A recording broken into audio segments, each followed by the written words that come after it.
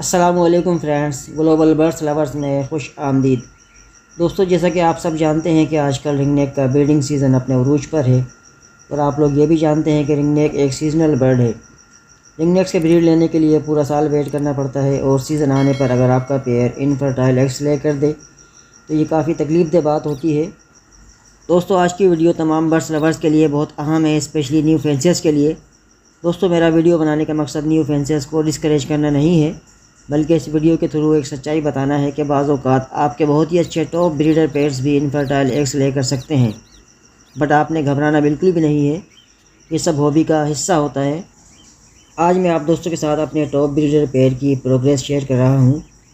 इस पेयर ने last year मुझे 3 क्लच दिए थे और तमाम के तमाम अंडों में से बच्चे निकले थे। अल्हम्दुलिल्लाह इस पेयर ने मुझे 3 क्लच में टोटल 14 बच्चे दिए थे। मगर दोस्तों, इस बार इस पेयर ने फ़र्स्ट क्लच में सारे के सारे अंडे इनफर्टाइल ले किए हैं।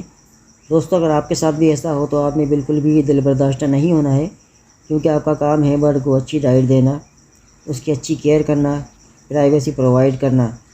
ये सब करने के बावजूद भी अगर आप ब्रीड हासिल नहीं कर पाते तो अल्लाह ताला की मर्ज़ी है।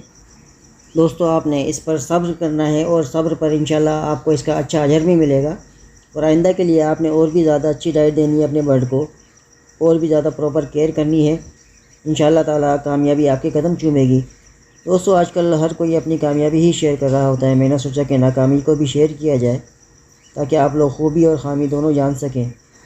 दोस्तों, अब हम बात करते हैं कि अंडे फर्टाइल ना होने की क्या वजूहत हो सकती हैं। तो सबसे पहली वजह ये हो सकती है कि आपके पेयर की एज कम हो या प्रॉपर तरीके से बेडिंग ना हो पाई हो। दोस्तों, मेरा ये ब्रीडर पेयर है, मेरे पास लास्ट ईयर इसने माशाल्लाह बहुत अच्छी ब्रीड की थी। मेरे साथ इस तरह का कोई भी इशू नहीं है। मुझे जो एक रीज़न समझ में आती है वो ये है कि मैंने इस बार केजेस की सेटिंग चेंज की है।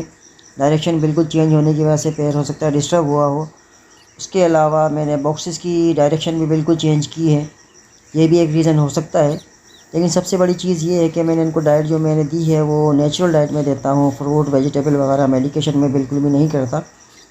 तो अल्लाह ताला से मैं उम्मीद करता हूँ कि नेक्स्ट कलर जब इसका आएगा ना, इंशाल्लाह सारे के सारे अंडे फर्टाइल होंगे और आपके साथ इसकी प्रोग्रेस भी शेयर की जाएगी।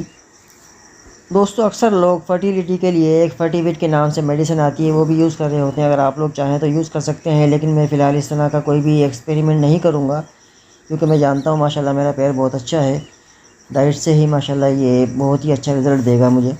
दोस्तों, आपने आज की वीडियो को पॉजिटिव लेना है। इंशाल्लाह जल्द ही मैं आपको अपने दूसरे पेयर की ब्रीडिंग प्रोग्रेस दिखाऊंगा।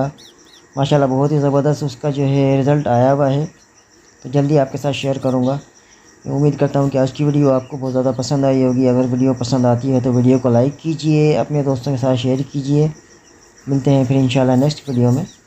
तब तक अपना और अपने बर्ड्स का ख्याल रखिएगा। अल्लाह हाफिज़।